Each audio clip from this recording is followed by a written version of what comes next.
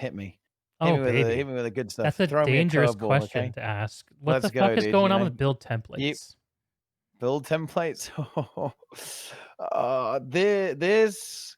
Okay, so I'm going to be very charitable to ArenaNet here, and I am going to give my charitable interpretation on what I think might have happened here. Hmm. To build Would you templates. tell people who I don't know think what build templates are what they are real quick? Just a quick so. summary. Build templates are essentially the ability to change your skill loadout very, very quickly without having to, manually change all your equipment pieces, that kind Mhm. of thing. That's kind of like the lowdown on what build templates are.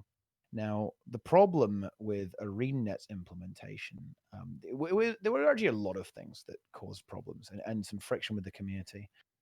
But a big part of that was that it replaced a free alternative, right, Arc by DPS. a community member, Arc DPS, Mhm. and Arc DPS had superior functionality, Yeah. essentially. Less restricted functionality, I should say. Because to be fair, the ArenaNet build templates actually do have superior functionality. Like the instant swapping is really nice, and the free inventory slots are good too. But what happened here is that a lot of the developers were like, okay, we want to add build templates to the game. And what happened was that they took it to management, right, and said, okay, right, yeah, we want to add build templates to our video game. And then they said, okay, how are you going to make money off it? And the guys Mhm. were, well, I mean, it's a game feature. We don't make money off it. That's just, that's not how it is. And then they said, no. You've got to, you've got to figure out how you're going to make money off this. You got to, yeah, give me the money, right? And so they decided to design the system in a way that basically crippled it in its usability and its consumer friendliness, but allowed them to actually ship it, right? And I'm not making excuses here for ArenaNet, but if the build templates weren't monetized in the way they are now, I very much doubt the feature would ever have arrived. And some people would say that this is worse than nothing because Arc DPS existed. Yeah. And that is a fair statement. I will not actually. I won't. I'll give you that. Right. You can have that if you want.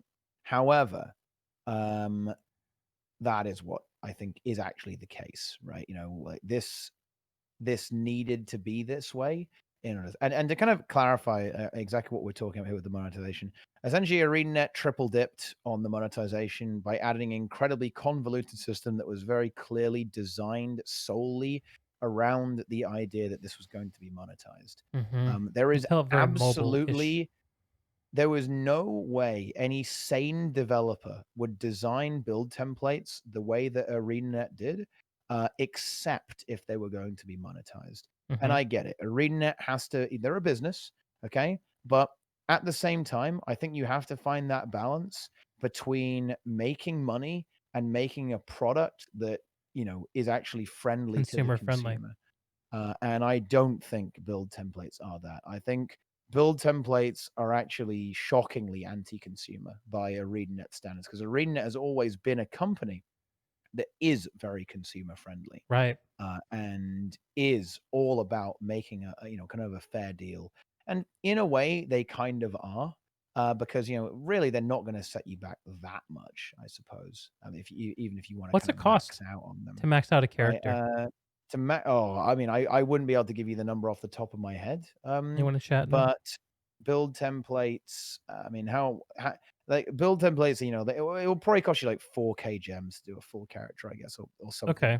That's in kind of a that kind lot. of in that kind of. It's probably more than that to like fully max out, but you don't like need to like max Yeah. out max. Like, so Um, I've never used the feature, but I've read about it.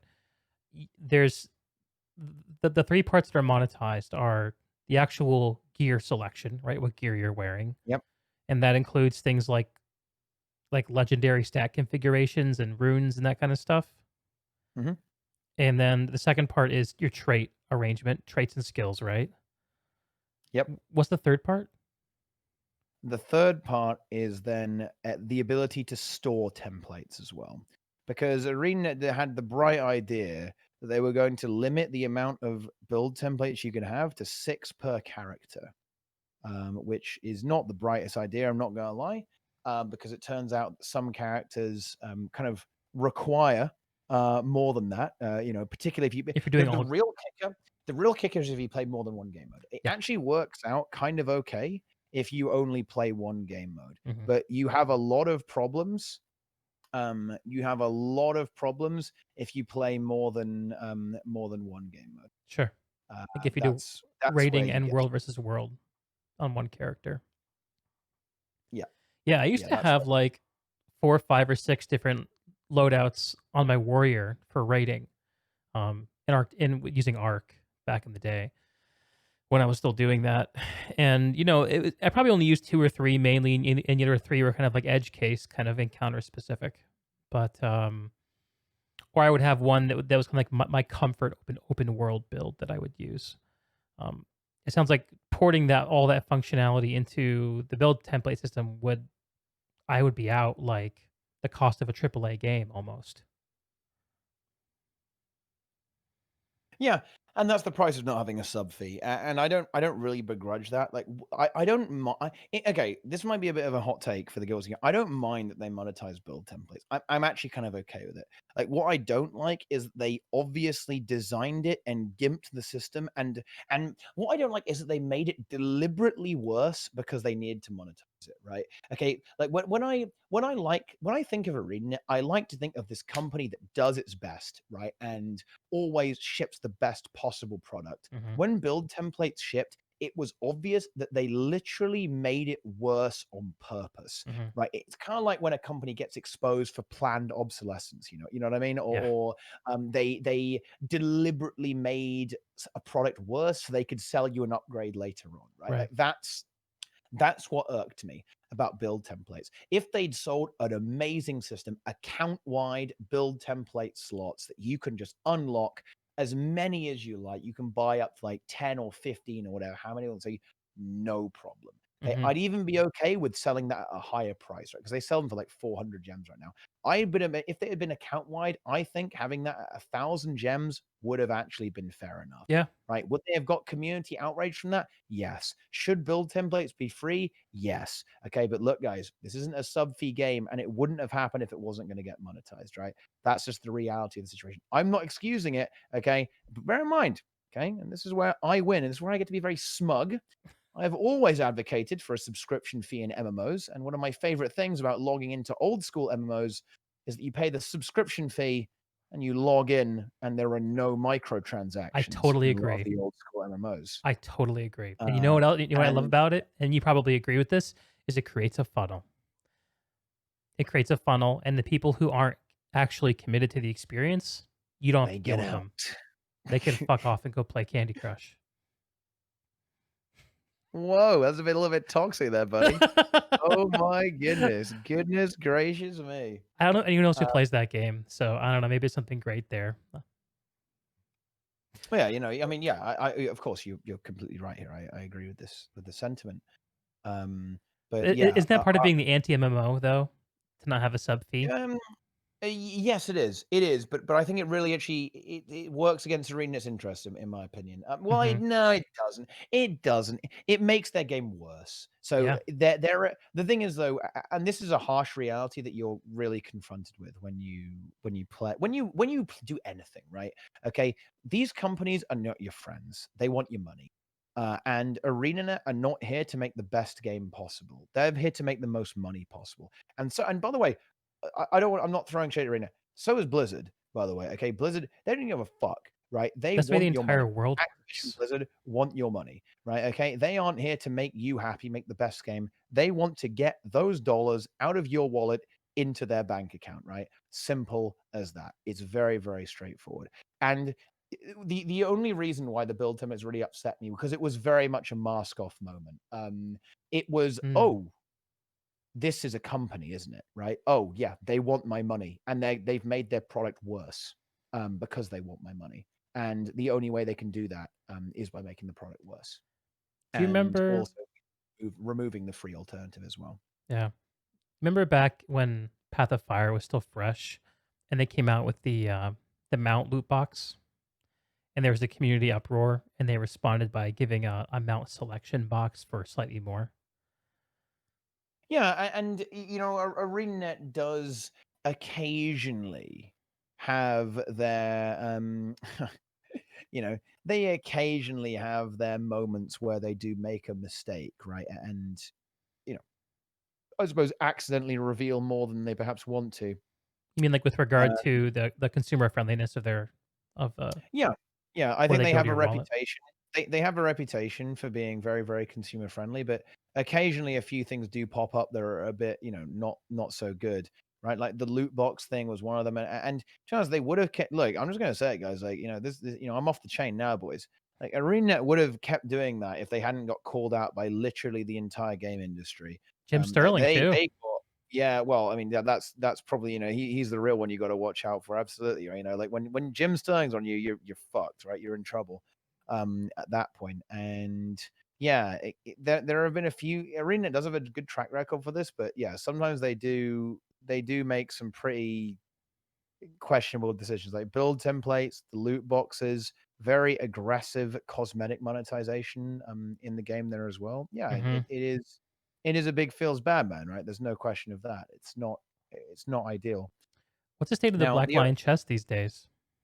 the black line chest, yeah, this Arena has kind of said they've really, I mean, Arena has like really gone mask off on this. Like they don't give a fuck, dude. Like they will put skins that are legendary weapon tier in the cash shop without blinking an eye. Okay, like it is what it is, right? Look, it's a microtransaction game. Like, what do you expect? Like, I shouldn't be, I should never be surprised by this, right? Because it's exactly what you would expect. So, yeah, it is what it is. Yeah, it's tough. It's tough. I'm still salty that there's no way to earn like mount skins or gliders. Well, I guess gliders, they were the Yeah, legendary gliders, right? and this is ArenaNet's trump card. And to be fair, it is a good trump card. Like the thing about Guild Wars 2 is that in theory you don't have to spend real money. You can get all Mhm. of this stuff by just by grinding By gold. farming Like away. you just by permanently farming gold. That you can absolutely do that. And that's a good thing. Like, don't get me wrong. Like, that is actually something that should be But doesn't that praised about ArenaNet. doesn't But that the feed problem, back into the negative phenomenon of encouraging blind, dumb players doing auto attack and open world content? yes, just it encourages blind farming and just doing that. But it's a bit worse than that. I think it really devalues the actual in-game rewards, right? Because let's take an example. Let's do classic WoW again, right? Like I got Thunder Fury, right, which is a legendary sword, and Blessed it was Blade of the hype. It, Windseeker. it Oh had yeah. an epic quest chain. I had to farm a disgusting amount of gold. It involved multiple raids, right? Like we had to kill a giant raid boss to actually finish the job. That was epic. I will remember that for a very, very long time, That's a good one. probably forever. Okay. But when I got Incinerator in Guild Wars 2, I bought it off the trading post for about 1,000 gold because it was a long time ago, right? That Yeah. wasn't that exciting, right? Like that doesn't feel very legendary to me, Well, right? classic is And such a sorry, finish your point. but the point is that having rewards and having rewards and items and loot attached to the in-game world has merit. It has a lot of merit, actually. I think if you Mhm. disconnect the reward structure of the game from the gameplay itself, all you end up doing is just incentivizing players to grind the most efficient, mindless content possible, which Mhm. is boring for the player, gets people burnt out, and it makes your game worse as Mhm. well. And yeah, not good. Okay, because it makes your rewards kind of meaningless, right? Like Mhm. you want your rewards to have a bit of story behind them. Yes. You want to have the adventure, the MMO. You don't want to feel like you're playing a trading post, right? That's how you get your rewards. You grind the game and then you go outside the game to get the rewards. No, the rewards and the content and the story should be in the game, not outside of the game. Amen, brother. And that's kind of that's my fundamental issue with a lot of the way the rewards should, and perhaps perhaps this is maybe one of the reasons why I find the rewards to be so meaningless in Guild Wars. right? Mhm. It could be this. Well, It's it's completely because, subverted. um yeah, it is subverted, right? None of them have any value to me because you can just I mean, you can just buy them, right? Like, Yeah, why would I care about that? Like, there yeah. is no reason I would care My about that. my theory about this is, and it's not that terribly well refined, but what I love about WoW Classic is that there's an actual like social dominance hierarchy when it comes to cosmetics in that game because getting certain things means something. To your point about Thunder Fury, you cannot buy the Thunder Fury skin off the auction house. You cannot buy it from Blizzard directly. At least maybe you can in retail. I don't know. When you walk around with that, you both experience something that brought you together with other players to do something that was not easy, and you have a totem of your journey to carry with you that other players can see. That's what WoW always nailed for me. Yeah, prestige, right? You have some prestige to go with your nice shiny items, right? And that's him. It's all well and good having a shiny item, but if the shiny item doesn't mean anything, then it fucking sucks, right? It's no good. Yeah. Yeah. And that's kind of for me why I lost the thread of Guild Wars after my legendary armor because that was actually a really good goal. And it was actually kind of a fun journey. And there's all kinds of Heart of Thorns content that really seemed like it was pointing towards that kind of game, right? There was the original implementation of the Gen 2 legendaries with the crazy involved quest lines, right? Mhm. Um, I guess there was a question when raids came out about whether or not about what the rewards are going to be for those. And I remember when the River of Souls glider hit the trading post, being like, "Oh, okay, so you're not going to get that kind of shit from raids." I think the first time I Nope. remember seeing that, I guess there were a few like weapon skins and whatever. Um, Nothing that really stands out. But the first thing that stood out to me as a raid reward that was kind of meaningful was the Doom Throne. Is the Doom Throne tradable on the trading post? I don't remember. It is indeed, I'm Ah, afraid. shit. It is indeed. What's it cost? It's actually not that expensive anymore. I should pick one up. I've never seen it drop, by the way. I've literally never seen it drop. It hurts, man. Like, I Seriously? I How many times I've have you done yeah, killed I've him? done, too many, right? And I still haven't got it as a drop, man. It's unbelievable. Like, I am never lucky, dude. I am never, ever rubber ducky. 300 gold. I could easily pay that. I could easily buy enough gems to convert to that much gold. No problem. Boom. Boom, indeed. Go get them. Pay to progress. Fuck. Yeah. Shit. It's not ideal, is it? It's not exactly what you wanna see. Yeah. But hey, that's how it goes. What are you gonna do about